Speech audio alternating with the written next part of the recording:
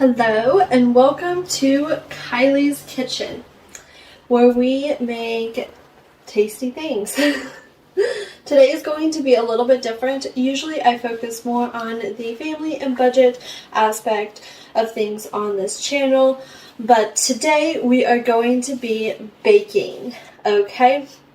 It's still going to be along the lines of my other content. We're still all about saving money here and doing that, but one of my greatest passions is baking, and I have a friend who has a birthday this weekend, and so I'm baking her a special personalized birthday cake for her and for the get-together she is having this weekend. So that's what we're doing today.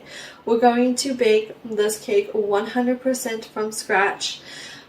We are using a few like pre-made ingredients for the decorating side of things because I did not want to make fondant today, and I'm only doing a few fondant decorations, so I really did not feel like doing a whole batch of fondant just for that. But I already had this fondant from when I made my son's smash cake back a few months ago.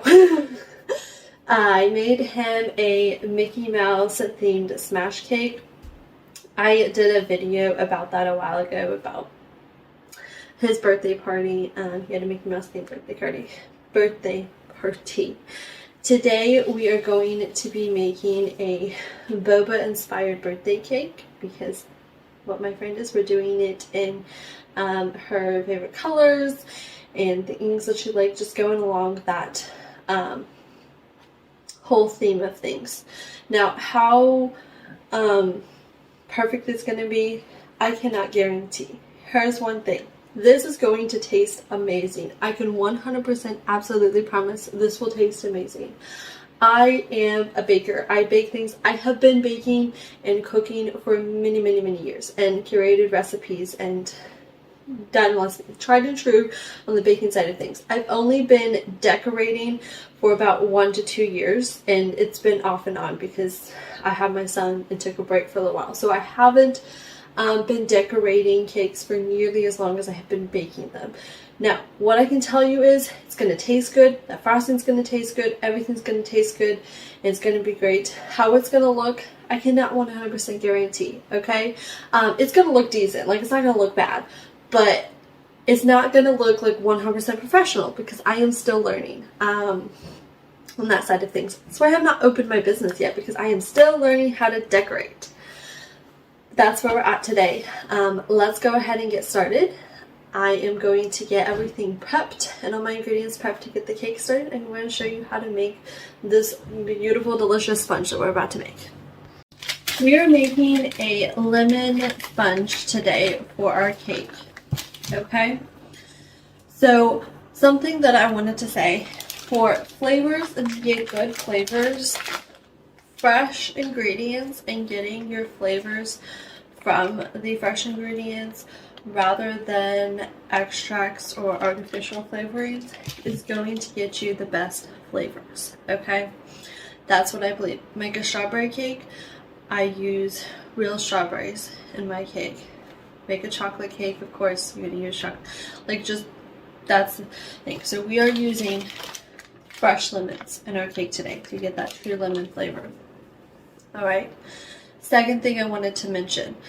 If anyone wants to know how to doctor up a box cake, because I know sometimes that's all you have the ability to do, it's all you have the budget for, whatever it is, I totally understand, and I would be interested in doing a video about that at some point if that is something that anyone has interest in learning how to doctor up a box cake and do that, whether it's for your child's birthday and you want to have a nice cake for them, but you know you can't afford to pay someone to do it. I totally understand, and I'm here to help. Okay, third thing I wanted to mention is when I'm doing a big like cake project like this, I break it up into 2 separate days. One day is a baking and making day.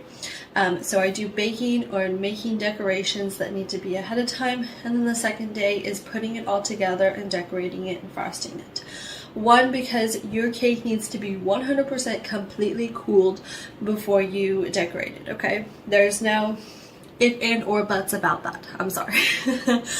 You cannot rush that process. And secondly, because some like fondant decorations and things like that also need time to dry and be ready.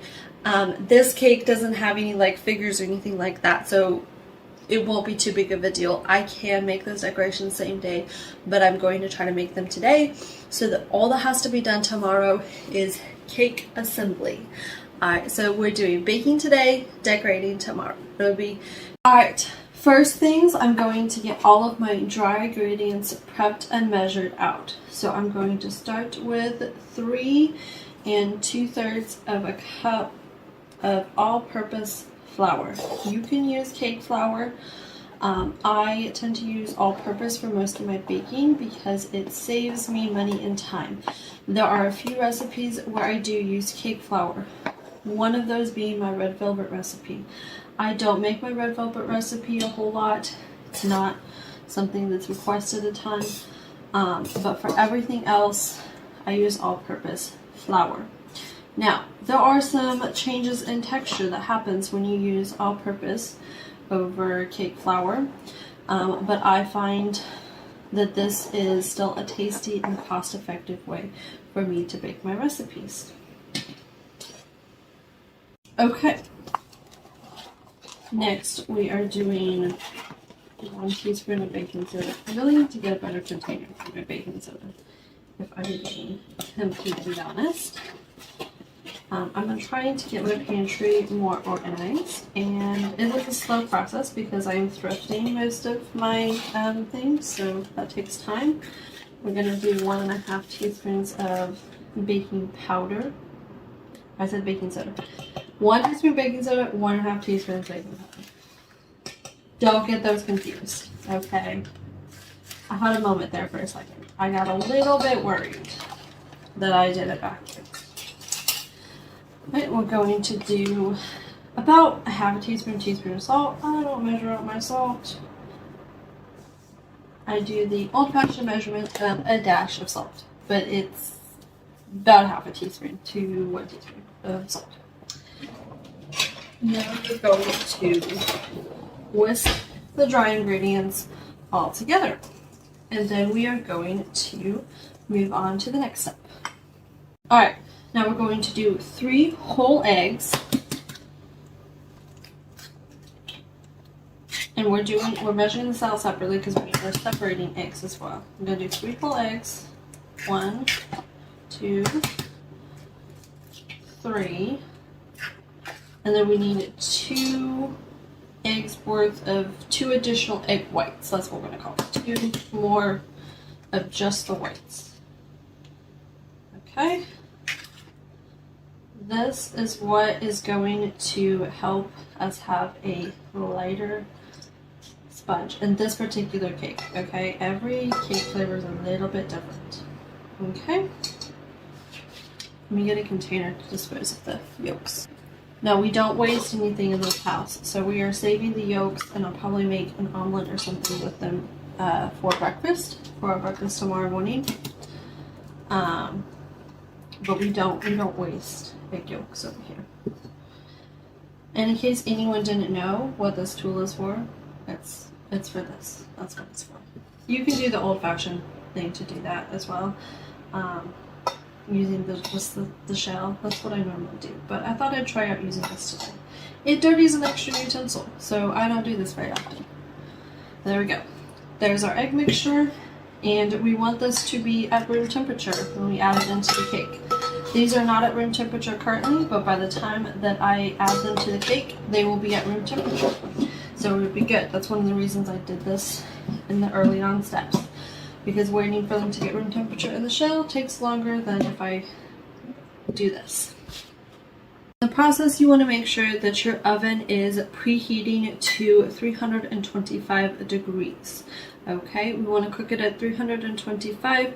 Cooking it at a lower temperature for slightly longer helps them not to dome up and get like extra like crispy on the edges. Okay. That's what I do, and it works for me.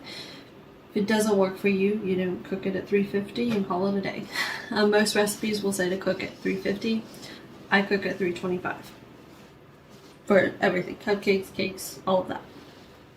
Now into the bowl of our stand mixer, we're going to go ahead and measure out 2 cups of sugar. Here's a little bit smaller.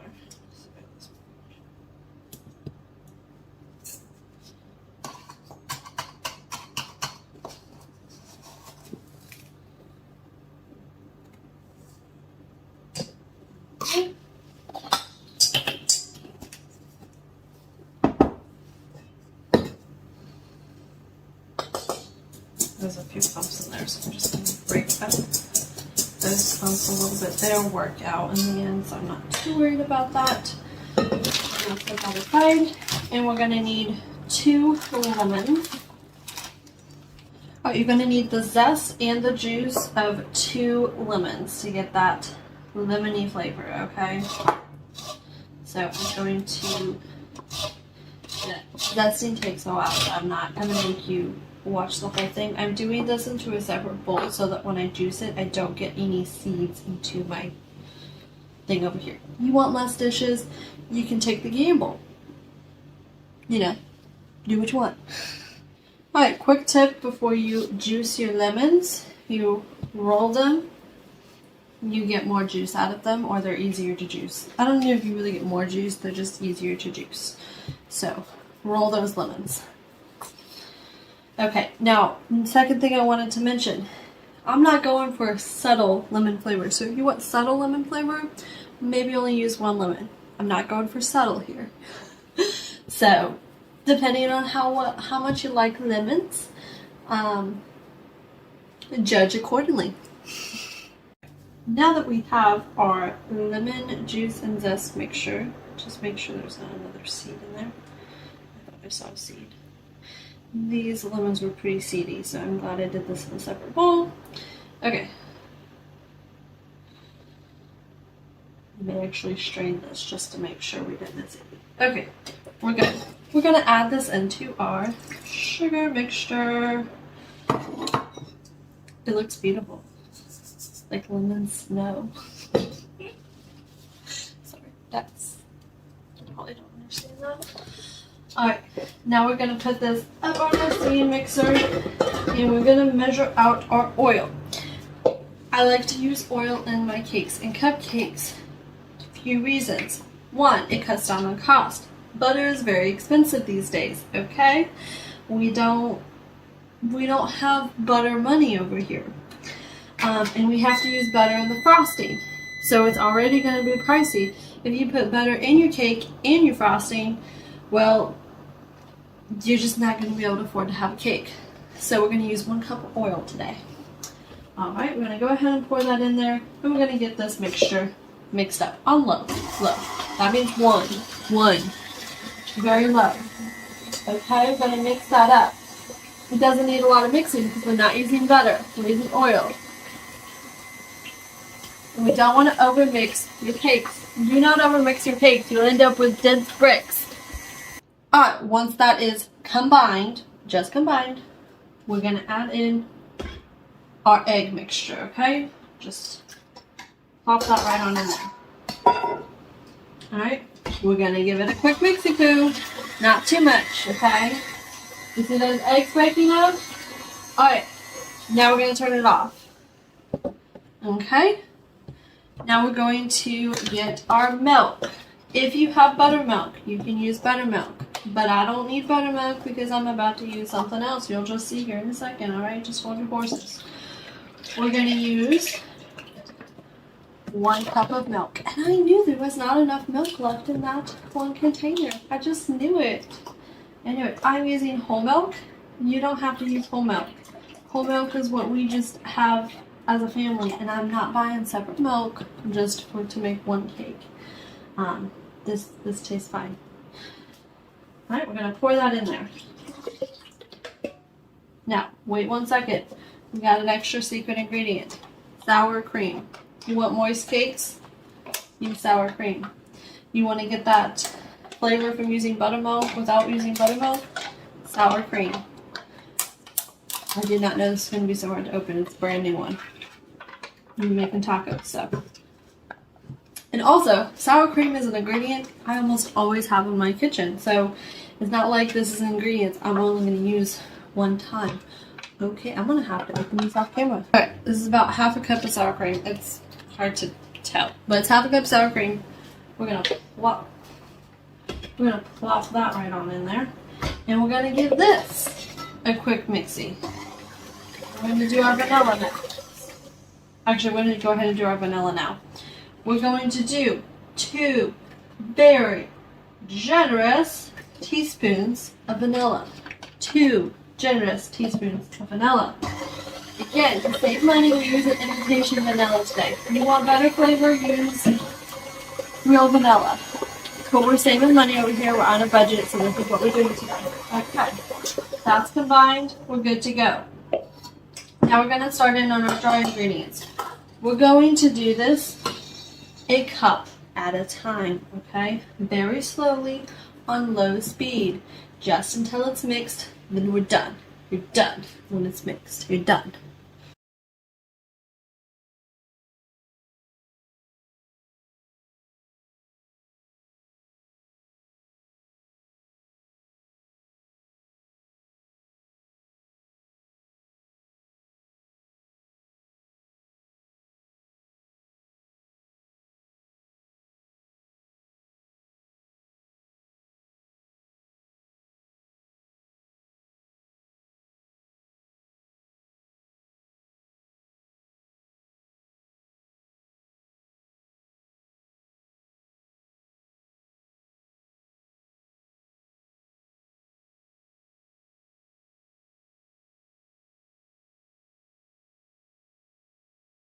Get your pans ready. I am using 3, I believe these are 9-inch. They're 8-inch or 9-inch. I can't remember. It's an inch difference. You can use 8-inch or 9 inches. It doesn't matter. Okay, we're going to get these ready. We are going to oil them, and I don't think I have any parchment paper left. Yeah, I don't have enough parchment paper left. So we're going to oil them and flour them for today. Usually I would oil them and use parchment paper, but I forgot to grab more parchment paper at the store today. So we use what we have, okay? We use what we have. It'll be fine. I've done it both ways and it's worked out great.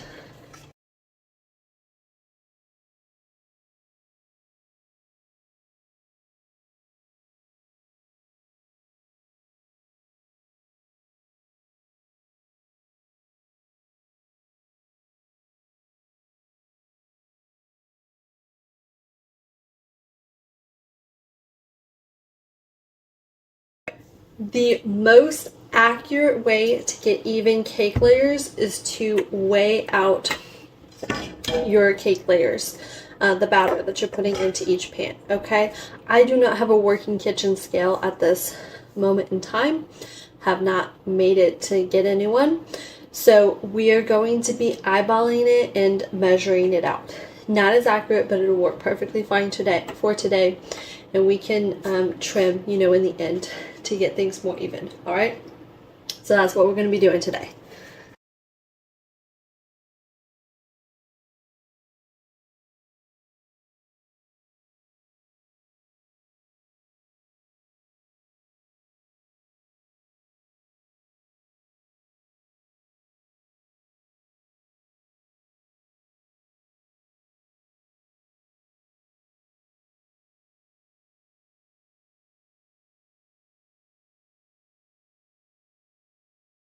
Now these are all ready. I ended up with about 2.5 cups of batter into each pan. We have 3 9-inch pans, and we're going to put these in a 325-degree oven for 20 to 25 minutes. That's going to depend on your oven and how evenly it bakes and all of that. But we are cooking until a toothpick comes out clean. That's what we're doing. All right. Don't ever bake them. I always set my timer for 20 minutes first, check it at 20 minutes, and then I can always tell pretty much exactly how many more minutes it's going to take, and then I take them directly out of the oven. All right, I'm going to put these in.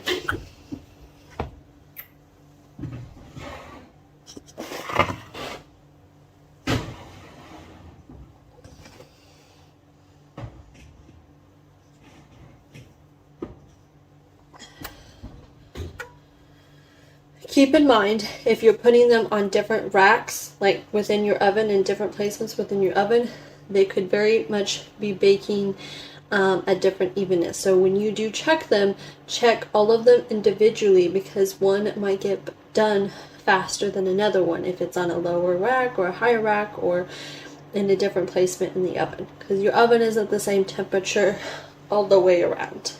At least most ovens aren't, and mine definitely is not. So we're setting our timer for 20 minutes and we're going to come back and check. Our cakes are finished, as you can see. I let them cool while I was finishing up the fondant. They are not completely cool. They're just going to pop right out of your pans. Okay. I've never had any issues with them not popping right out. We're still working with them a little bit warm because we want to get them wrapped up and trap in that moisture while they are still warm. Okay, we're going to get all of these turned back over. Alright, so my oven is not level, okay? I hate this, but you see how this side is taller than this side, obviously. Yeah, that's because my oven is not level. It drives me so freaking crazy, but there's like nothing that I can do about it. So I've just been living with it. So I always have to trim quite a bit off. If your oven is level, you shouldn't have to trim off nearly as much as I do. But we need to make these layers level so that when we go to stack these tomorrow, we don't got wonky cake, okay?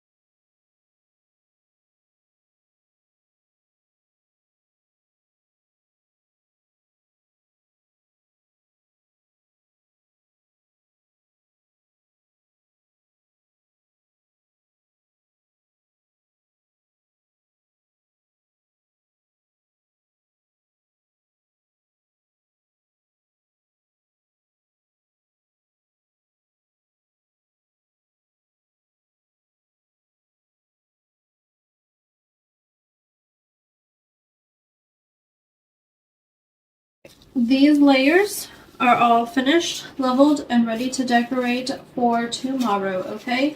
These are going straight in the freezer, and before you say anything, this is actually new for me. I don't usually put them in the freezer if I'm decorating the next day, but a bunch of people said that frozen cakes are easier to decorate, so I'm going to try it out and I'm going to see how it goes. I know that they're going to taste good, okay, either way.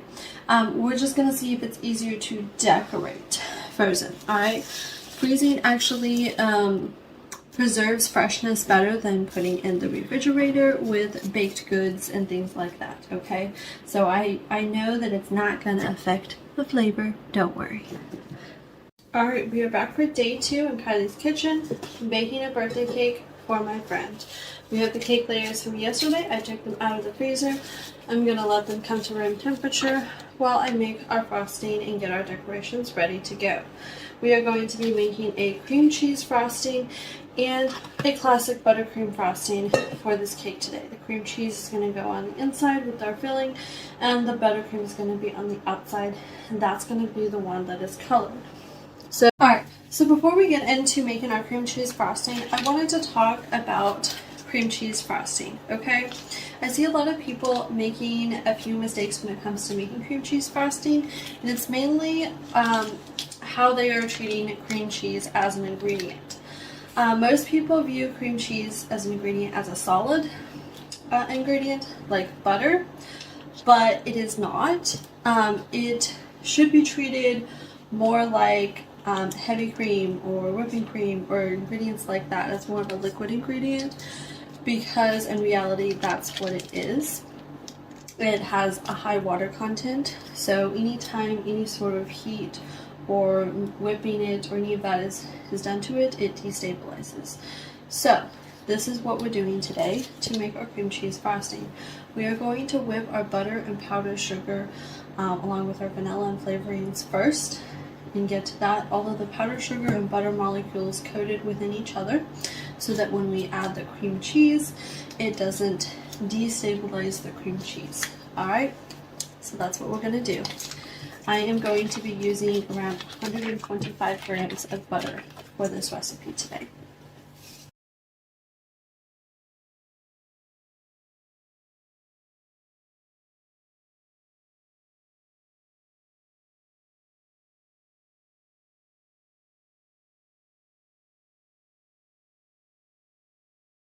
We have our butter whipped, which we whipped for about 5 minutes. We're going to add in 1 cup of powdered sugar, which we are going to sift.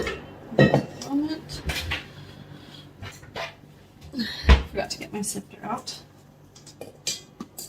Sifting your powdered sugar into your frosting helps ensure that you're not going to have any clumping or graininess in your frosting due to the powdered sugar not incorporating and dissolving completely because it is clumpy. Powdered sugar clumps up very easily. It's a very fine powder-like substance. Any amount of moisture in here, it starts to clump. As you can see, we have all of this clumping. So we're just going to sift all of that completely out. And now we're going to mix this for about another 5 minutes. And we're going to add our vanilla and our flavorings in today. We're going to be using a little bit of lemon zest to give this a little bit of a subtle lemon flavor.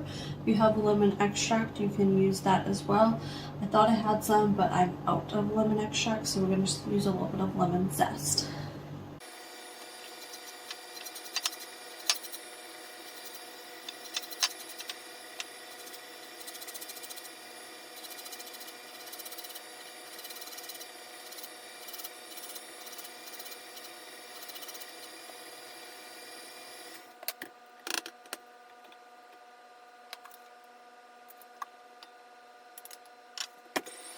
Alright, now we're going to add in 8 ounces of cream cheese and whip it up for just a couple of minutes. We don't want to whip it too long or we destabilize the cream cheese. Alright. Now I am transferring this to another bowl so we can make our next batch of frosting so we can start assembling our cake.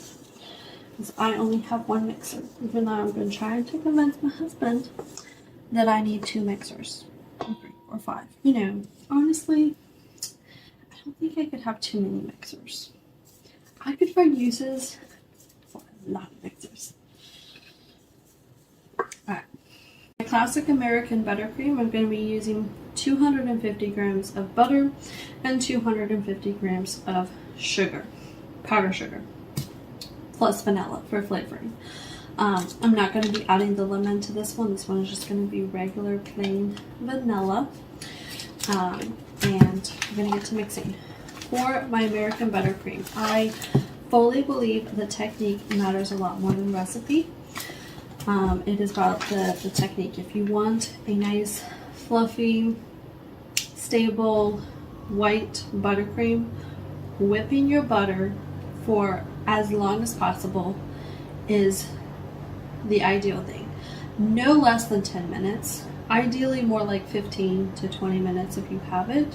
You want it to be white and fluffy. I'm going to show you the side by side. I'm going to take some of this butter here and I'm going to show you a side by side of what it looks like before and then what it looks like after I whip it for the amount of time that it needs to be whipped and kind of the color change process that happens, okay?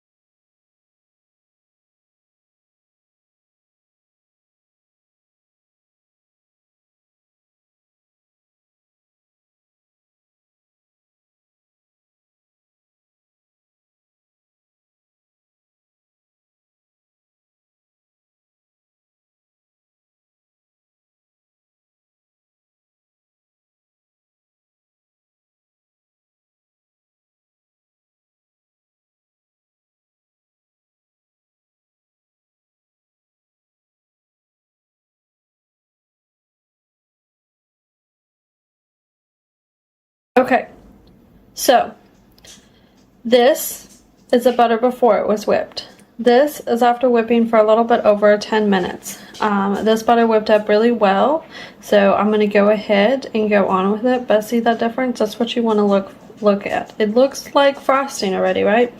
That's what you want your butter to look like before you start adding any of the other ingredients. That's how we get good frosting over here, okay?